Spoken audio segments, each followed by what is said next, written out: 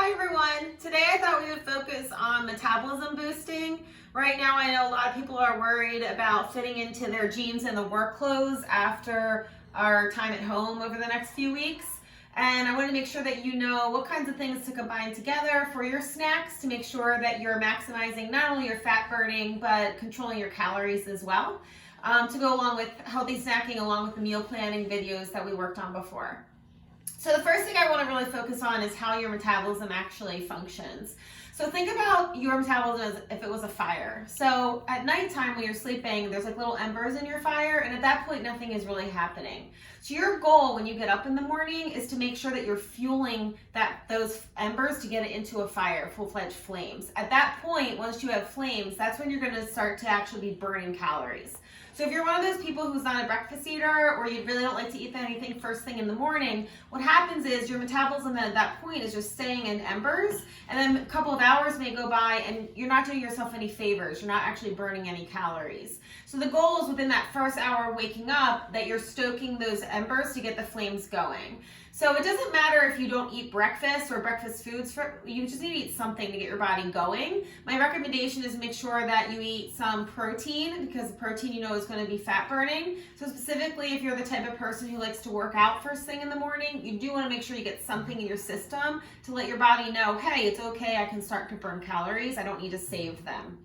So within that first hour getting up, you want to make sure that you eat something. And now we've got those embers building into a fire. At that point now, your job is to make sure that you're maximizing that fire, that metabolism throughout the course of the day. If you wait too long to eat in between the times that you're eating, what happens is that you've got that fire going, but then if you're waiting 4, 5, 6, 7 hours before you eat again, if you're the type of person who, when you're stressed out, you're not really choosing to eat, or you're just picking on little things in the day, what happens is that metabolism drops back down to being little embers, and then again, you're not burning calories throughout the course of the day at your body's peak ability.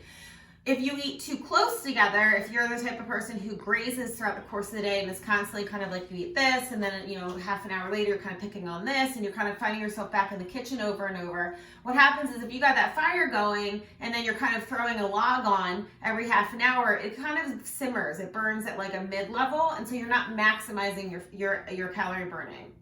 So the goal is really to try to be eating about every 3 to 4 hours in the day.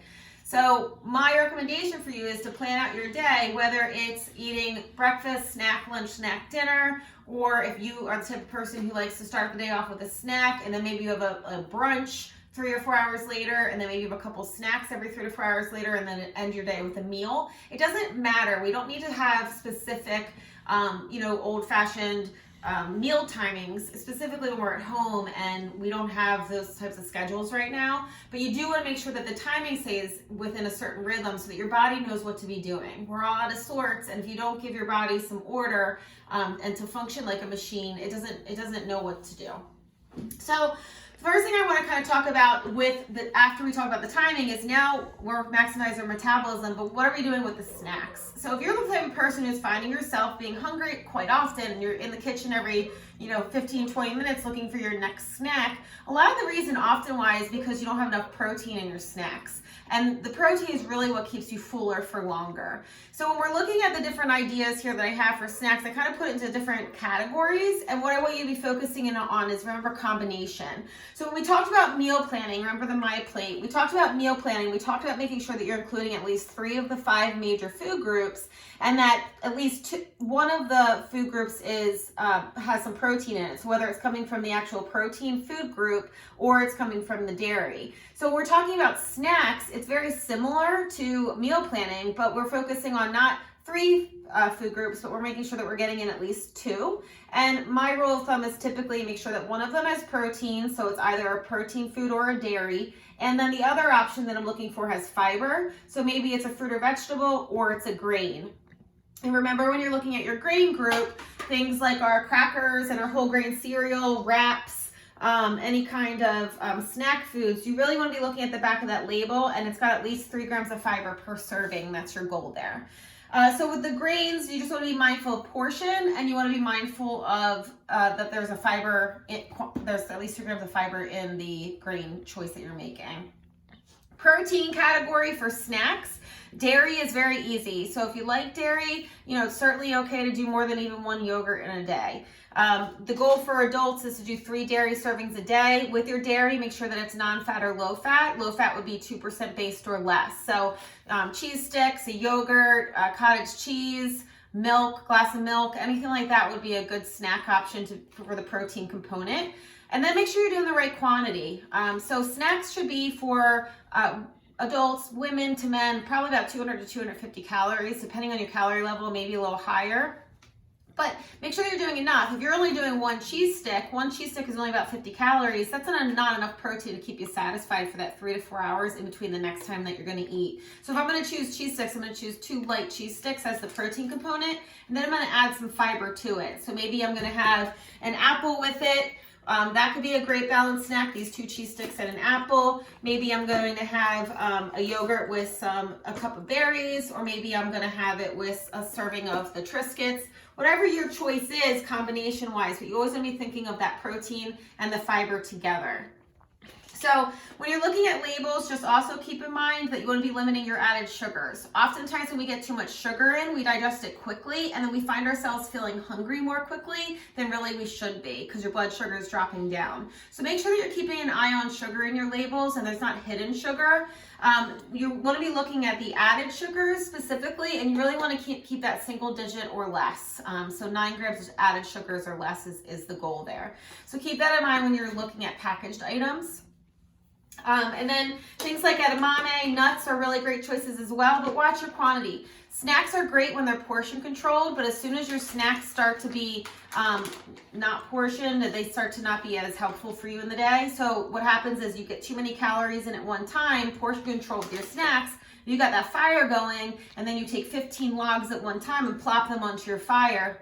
That fire is going to get stifled and it's going to die out. So portion control and calories are really important for your snacks. So while nuts and things like that are higher in fat are great parts of a snack, remember that it's part of the snack and it's a 1/4 cup or an ounce as a serving. Make sure that you're actually measuring it so it's not blowing your calories out of the water.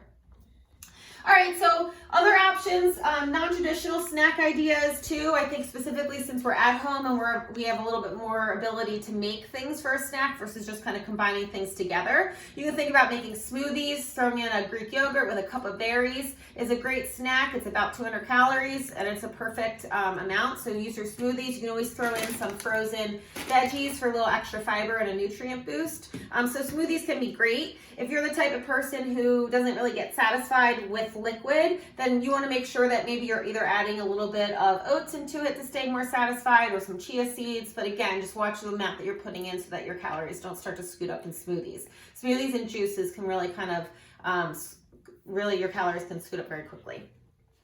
Things like soups are really a great idea too for snacks. It's filling. There's lots of volume there. Just make sure that when you're looking at soups, you're looking for unsalted bases to make your own. You can throw in some frozen veggies with some unsalted stock, and that's actually a great snack, and it'll be really low calorie. You need a little bit of protein there, so whether you're putting some Parmesan cheese on it or maybe you're having a couple of cheese sticks with it, just kind of think about what can I add to this vegetable soup base to add some protein to it.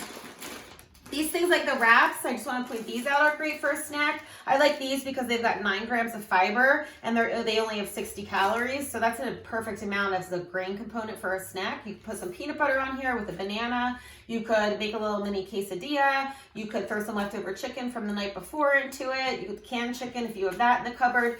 Tuna, I mean, all sorts of things you can use with wraps. Just be careful with the traditional wraps because the calories can really scoot up in them. So the last thing I wanted to show you before you go, oh, I forgot my frozen yogurt. So ice cream is a comfort food, and I know that we're going through a lot of ice cream in our house right now because we're all kind of looking for our comfort snacks. So I just want to give you an idea for something different that you can do. So one of the things that I like to do is freeze the Greek yogurt, and this is good for kids or for adults if we're looking for a sweet treat, specifically like the middle of the afternoon or in the nighttime. So starting with the frozen Greek yogurt, it's great because it's really just like ice cream. So you can take your frozen Greek yogurt and you kind of make a sundae, so it's a sweet treat that doesn't blow your calories and sugar out of the water. So you can do this full Greek yogurt into either a cone or a waffle dish like this, or just a regular dish to make a sundae. Throw a cup of frozen berries on top, and then if you want, you can get a little fancy. You can use some whipped cream, maybe some Jimmy's, or a couple of chocolate chips sprinkled on top, and you get that sweet craving fulfilled without having lots of added sugars and fats, and you'll stay under about 220 calories. So for more ideas like this and some other snacks, you find all of this information in the handouts that go along with this video. If you have any questions, please feel free to reach out to me and I'll be happy to answer them. Other than that, you guys have a great day. Hope you'll get outside and enjoy some of this nice weather. And remember, we all want to fit into those jeans and our work clothes at the end of this, so make sure that you're practicing your healthy snacking and working on timing out your metabolism. Have a great day.